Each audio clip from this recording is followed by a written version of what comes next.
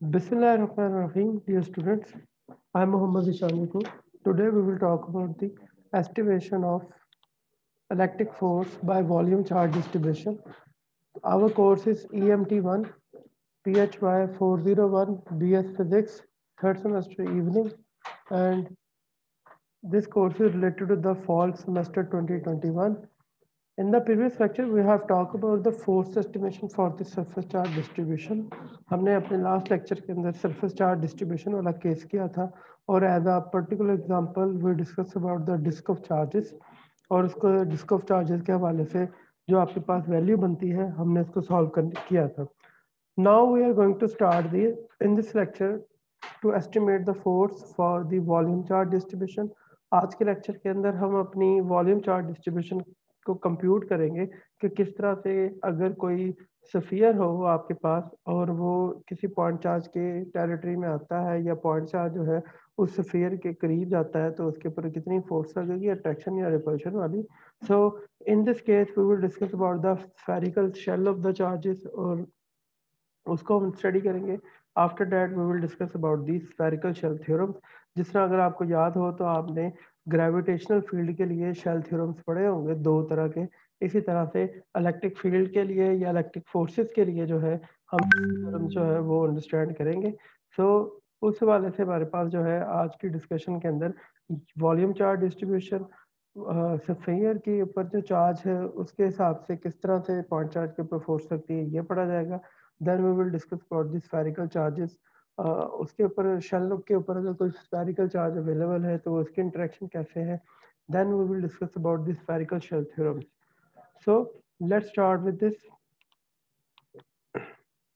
According to the volume charge element, जैसा कि आप सब लोग जानते हैं कि जब भी हमने अपने कंटिन्यूस चार्ज डिस्ट्रीब्यूशन को सॉल्व करना होता है, एस्टिमेशन करनी होती है फोर्स की, तो सबसे पहले हम अपने वॉल्यूम चार्ज डिस्ट्रीब्यूशन के लिए या फिर सरफेस चार्ज डिस्ट्रीब्यूशन के लिए या फिर लाइन चार्ज डिस्ट्रीब्यूशन के लिए हम कोई ना कोई वॉल्यूम एलिमेंट, एरिया एलिमेंट या फिर लाइन एलिमेंट लेते थे. इट डिपेंड्स अपॉन कि आपका जो प्रॉब्लम है कंटिन्यूस डिस्ट्रीब्यूशन है वो कितने एक्सेस के अंदर इन्वॉल्व है. अगर वो थ्री डिमेंशनल इफेक्ट है तो वो थ्री डिमेंशन के लिए होगा, अगर वो टू डिमेंशनल है तो वो टू डिमेंशनल होगा, अगर वो वन डायमेंशन केस है तो वो वन डायमेंशन के लिए किया जाएगा. So we are going to for in this lecture we have volume charge element because हमारा जो आज का केस है it's related to the volume third three dimensional case. तो इस वाले से हम वॉल्यूम चार्ज एलिमेंट ले रहे हैं. वॉल्यूम चार्ज एलिमेंट जो है एन इन्फिनिटली स्मॉल एंटिटी और differential part of the homogeneously charge volume is known as volume charge element. तो ये बहुत ही मुख्तसर इन्फिनिटली स्मॉल पार्ट होता है, डिफरेंशियल पार्ट होता है जो किसी भी वॉल्यूम का जिसके ऊपर आपके पास कंटिन्यूस चार्ज डिस्ट्रीब्यूशन अवेलेबल हो, हम उसे इसका वॉल्यूम चार्ज एलिमेंट कहते हैं. और वॉल्यूम चार्ज डिस्ट्रीब्यूशन जो है वो एस्टिमेट की जाती है रो के साथ. It is called the volume charge density and is equal to differential charge over charge element और वॉल्यूम चार्ज एलिमेंट. सो इस हवाले से हम इसको एस्टिमेट करते हैं. So in this way we can estimate the smallest part of the charge element और उसके मुताबिक इसको इंटीग्रेट कर सकते हैं वॉल्यूम के हिसाब से ताकि हमें जो है वो कंप्लीट चार्ज जो है वो फाइंड आउट किया जा सके. ये भी हमने पढ़ा था. जस्ट लाइक यू कैन सी है हेयर इज अ स्फीयर.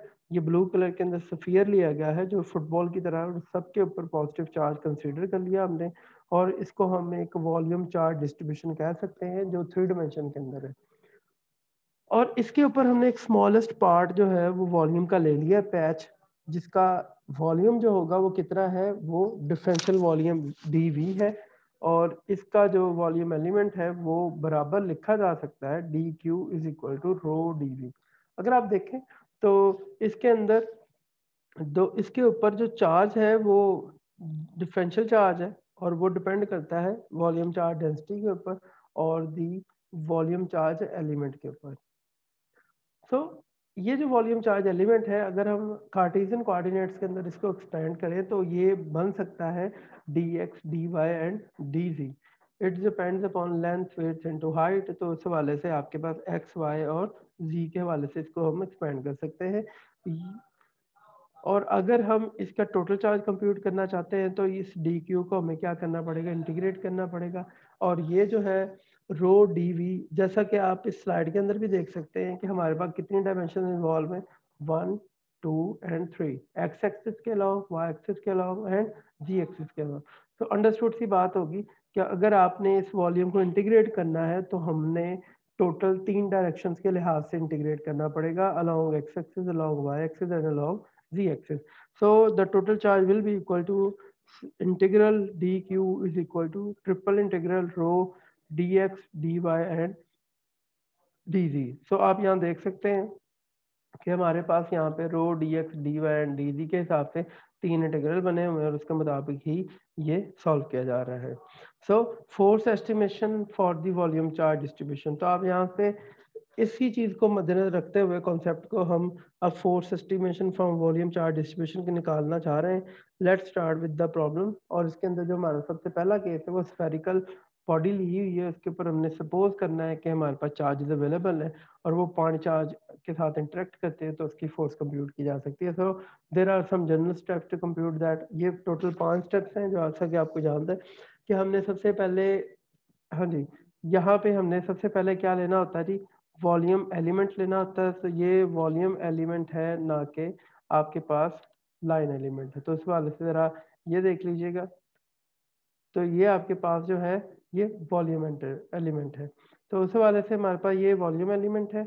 इसका जो डेंसिटी है वॉल्यूम चार्ज डेंसिटी डी के ऊपर डी वी है, d q is equal to rho d v है। कंप्यूट दी डिफरेंशियल फोर्स, चौथा तीसरा स्टेप जो होगा वो आपके पास आ जाएगा। चौथा स्टेप जो है वो डिफरेंशियल फोर्स कॉन्सेप्ट के ऊपर है।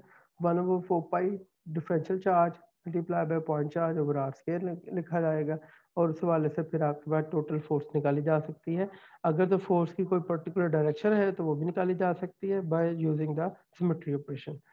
So let's suppose here, suppose a charge q is distributed around the sphere of having volume 4 by 3 pi r cube। आप जानते हैं कि स्फीयर का जो वॉल्यूम होता है वो 4 by 3 pi r cube होता है।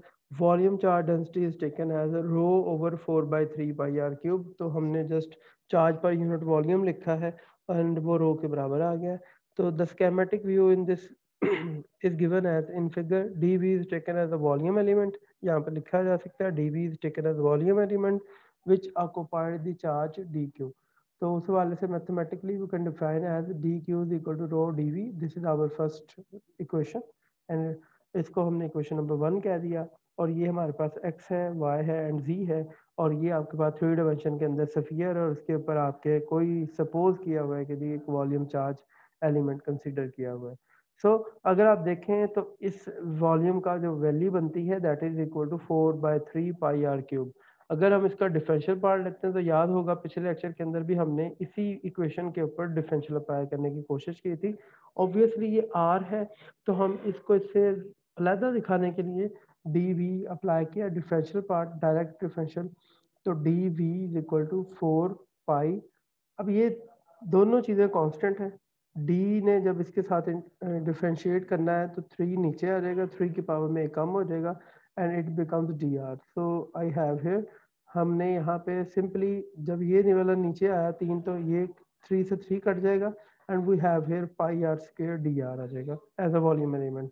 सो keeping in view this volume element, आपके पास अब जो डिफरेंशियल चार्ज है, जो वॉल्यूम चार्ज एलिमेंट जो आपके पास डिफरेंशियल चार्ज है वॉल्यूम एलिमेंट के ऊपर, it becomes d q is equal to rho 4 pi r square d r हो जाएगा। तो उस वाले से आपके पास थी ये d q is equal to rho 4 pi r square d r के बराबर आ जाएगा। This you can say question number 2। So suppose we have a volume charge, अपना वॉल्यूम चार्ज डिस्ट्रीब्यूशन और उसका हमने डिफरेंशियल पार्ट लिया हुआ है दैट इज कॉल्ड डीवी। और उस वाले से हम सपोज कर रहे हैं कि ये जो है पॉइंट चार्ज इसके करीब आता है और पॉइंट चार्ज के करीब आते ही, पॉइंट चार्ज के करीब आते ही आपके पास क्या रही, ये इसके ऊपर फोर्स अप्लाई करता है और इसका जो डिस्टेंस है that is the d v और जी डिस्टेंस ले लिया गया है। डी वी और क्यू नॉट के दरमियान जो डिस्टेंस है इट इज कॉल्ड जी।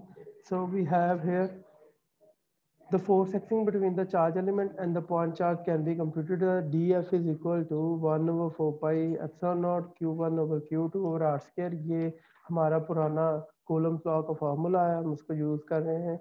इसी के अंदर आपने सपोज लास्ट लेक्चर में भी किया था कि Q1 को हम डी क्यू कहते हैं और Q2 को हम Q नॉट कहते हैं। तो इस हवाले से आपके पास d f is equal to k d q q naught over z square आ जाएगा। आर की जगह हमने क्या ले लिया जी ले लिया। सो आपके पास डी क्यू की वैल्यू हमें इक्वेशन नंबर 1 से पता है। हम इक्वेशन नंबर 1 को यूज़ करते हुए यहाँ पे क्या कर रहे हैं, d f is equal to k rho 4 pi r square d r multiply by q naught over z square आ जाएगा। तो it becomes our equation number 2। By using equation number 2, so force is symmetrical. अगर आप गौर करें तो हमारे पास हर तरफ से, अब क्योंकि स्फेरिकल सिमेट्री है तो हर चार्ज जो है क्यू नॉट के ऊपर एक जैसी फोर्स लगाएगा। जब ये एक जैसी फोर्स लगेगी तो इस दफ़ा हमारे सिमेट्री ऑपरेशन करने की ज़रूरत नहीं होगी और अंडरस्टूड सी बात होगी कि इन सब की जो फोर्सेस की डायरेक्शन है वो हर तरफ क्या होगी, एक जैसी होगी। So that is why the force is symmetrical on each axis, so it can be computed as following. तो आपने क्या करना है, सिंपली इस इक्वेशन नंबर 2 को इंटीग्रेट कर देंगे तो टोटल फोर्स निकल आएगी। इसके अंदर अगर देखा जाए तो इस डिफरेंशियल फोर्स को अगर आप इंटीग्रेट करते हैं throughout the volume d v, तो हमारे पास integration on both side will get, ये कॉलम्स कांस्टेंट है जी, rho 4 pi r square d r q naught over z square आ जाएगा। तो उस हवाले से ये जितना भी हिस्सा येलो के अलावा है वो सारे का सारा कांस्टेंट है, तो वो कांस्टेंट के तौर पे बाहर जा सकता है। जबकि आपके पास आर स्क्वायर और डी आर जो है ये आपके पास क्या है जी, वेरिएबल है। सो यू कैन सी है ये सारी की सारी चीज़ें जो है वो कांस्टेंट के तौर पे बाहर है। आर स्क्वायर और डी आर जो है it behave as a variable. So in this way we have 0 over 4 0 to r 0 to r r square d r g square. तो उस हवाले से हमारे पास जो है ये वैल्यू बन जाती है जी, ये वाली वैल्यू आपके पास बन जाती है d f is equal to f is equal to f is equal to u है। तो यहाँ पे एक और बात नोट कीजिएगा कि यहाँ पे just we have a f here. So this is f, sorry this is capital f. तो यहाँ पे आपके पास कैपिटल एफ है ये भी, and this is also the capital F. ये पुरानी वाली स्लाइड के हिसाब से हमने लिखा हुआ था, इट्स नॉट हेयर। तो ये भी आपके पास एफ आ जाएगा। सो उस वाले से आपके पास देखा जाए तो ये हमारे पास ये बन जाती है। एंड सर यू कैन से हियर कि ये वाला आपके पास आर स्क्वायर डी आर, इसकी इंटीग्रेशन करनी है तो बहुत आसान है। आप डी आर के हिसाब से इसको इंटीग्रेट करना चाहते हैं तो ऑब्वियसली इसका इंटीग्रल के साथ डेरिवेटिव मौजूद है, तो आर क्यूब आ जाएगा और ओवर आर 3 हो जाएगा। तो 3 जो है ये डिनोमिनेटर में आ गया, आर क्यूब की जगह आ गई। तो k rho r 4 r pi q naught r cube 3 z square आ जाएगा। So the total force becomes F is equal to K rho 4 pi Q naught R cube 3 Z square आ गया। By putting the values of volume charge density, rho की value अगर हम put कर देते हैं तो you can see here the whole formula is converted to the same formula of whole formula is converted to the formula of Coulomb's law. So this is the Coulomb's law. As you can see here in this formula, it is very clear that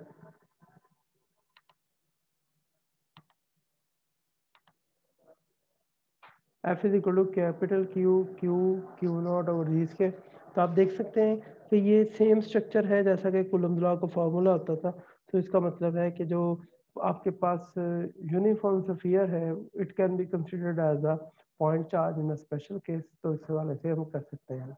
keeping in view the same symmetry, हमने ये last lecture में आपने पिछले semester में पढ़ा होगा mechanics के अंदर भी कि शेल थ्योरम्स होते हैं जो कि एक्सप्लेन करते हैं कि आपके पास जो ग्रेविटेशनल फोर्स है वो किस तरह से एक्ट करती है।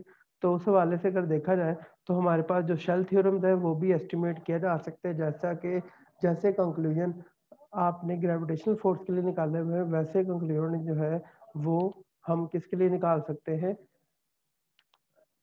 वैसे कंक्लूजन जो है हम निकाल सकते हैं for the case of electric forces. As you can see here also एक इम्पॉर्टेंट पॉइंट है वो ये है कि इलेक्ट्रिक फोर्स और मैग्नेटिक अपना जो ग्रेविटेशनल फोर्स है दोनों जी काफ़ी हद तक एक जैसी हैं। जैसा कि मैं बहुत पहले वाले एक लेक्चर में पढ़ा था तो उस वाले दोनों की नेचर क्वाइट सिमिलर है।